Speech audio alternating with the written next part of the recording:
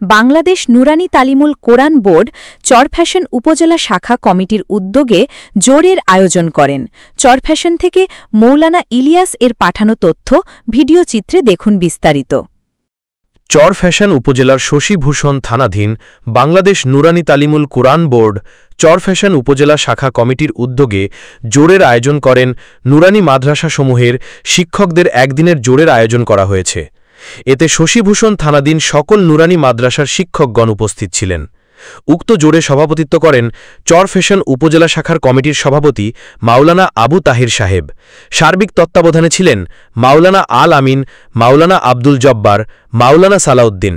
উক্ত জোরে মূল প্রশিক্ষণ প্রদান করেন ঢাকা থেকে আগত মাওলানা বেলায়েত সাহেবের সুযোগ্য সন্তান মাওলানা কালিমুল্লাহ। প্রধান অতিথি হিসাবে উপস্থিত ছিলেন দক্ষিণ অঞ্চলের সর্বজন শ্রদ্ধেয় আলেমের দিন আলহাজ হজরত মাওলানা আব্দুল মালেক সাহেব। আরও অন্যান্য আমন্ত্রিত অতিথিবৃন্দ উপস্থিত ছিলেন। এদিকে চরফ্যাশন উপজেলাধীন ১৪ নং জাহানপুর ইউনিয়ন নিবাসী হজরত মাওলানা তাজুল ইসলাম সাহেবের নামাজের জানাজা অনুষ্ঠিত হয়েছে। মাওলানা তাজুল ইসলামের জানাজায় সমাজের বিভিন্ন স্তরের আলিম সমাজ, বিভিন্ন রাজনৈতিক দলের নেতৃবৃন্দ ও সমাজসেবক মরহুমের অসংখ্য আত্মীয়স্বজনের উপস্থিতিতে বাদ আসর মাওলানা মোস্তাফা কামাল সাহেবের নামাজে জানাজা শেষ করে তাকে শেষ বিদায় জানানো হয়েছে।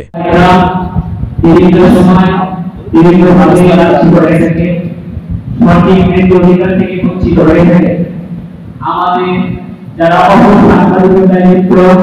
তারা আমাদের বেশি একাডেমি করেন।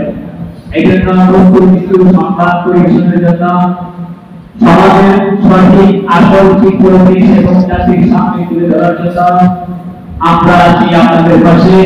আপনাদের যে কোনো সময় যে কোনো মুহূর্তে আমাদেরকে ডাক দিলেন, আমরা আপনাদের পাশে থেকে আপনাদের সহযোগিতা করার জন্য সর্বোত্তম চেষ্টা করবেন।